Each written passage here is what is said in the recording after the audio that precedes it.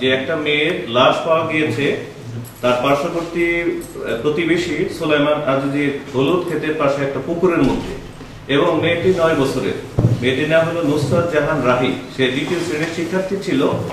তো পুকুরের মধ্যে তার দেহটা যখন পাওয়া যায়, আমাদের অফিসার ইনচার্জ আশাশুনি সেখানে দ্রুত ঘটনাস্থলে ছুটে যেয়ে দেখতে পায় মেয়েটার গলা বাঁধা, মেয়েটার হাত বাঁধা এবং পাও বাঁধা। আমরা খুব নির্মম হত্যাকাণ্ডের শিকার বলে এটা আমরা দেখতে পাই। তাড়াতাড়ি অতি দ্রুত সেখান থেকে লাশটি উত্তোলন করে আনা হয় শ্রদ্ধাল করার জন্য, এবং এটা একটা হত্যাকাণ্ড, পরিকল্পিত হত্যাকাণ্ড আমরা এটা বুঝতে পারি। এবং এর পরবর্তী সময়ে একটা হত্যা মামলা রুজু হয়, নিয়মিত হত্যা মামলা রুজু হয়, এবং আমরা সার্বিকভাবে এই আসামি গ্রেপ্তারের জন্য সর্বান্তকরণ আমরা প্রচেষ্টা চালাই, অভিযান পরিচালনা করি। এখানে ওসি আশাশুনি, আমাদের ক্রাইম অ্যান্ড অপারেশনস যে পুলিশ সুপার আমিনুর রহমান সহ ডিবির যে কর্মকর্তা রয়েছে তাদের মাধ্যমে অভিযান পরিচালনা করি। অভিযানের মধ্যে মাত্র 26 ঘন্টা অর্থাৎ 15 তারিখে আমরা এই আসামিকে গ্রেফতার করতে সক্ষম হই।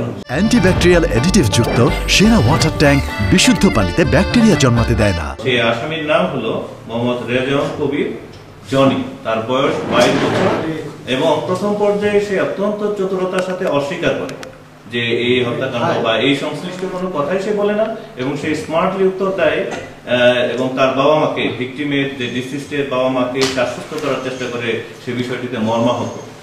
পরবর্তী নিবিড় জিজ্ঞাসাবাদের মাধ্যমে, প্রাথমিক এবং নিবিড় জিজ্ঞাসাবাদের মাধ্যমে সে স্বীকার করে মেয়েটির কানে দুল ছিল, 2টি দুল ছিল।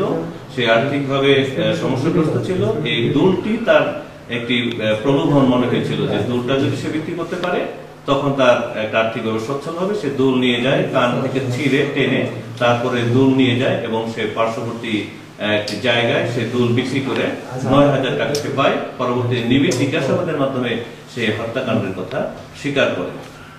সার্বিক বিষয়ে মামলা তদন্তাধীন, আমরা পরবর্তীতে আরো বিস্তারিত জানতে পারি। কানের দুল উদ্ধার হয়েছে, এবং আমরা আশা করছি যে বিজ্ঞ আদালতে যেও সে তারা হত্যাকাণ্ডের কথা স্বীকার করে।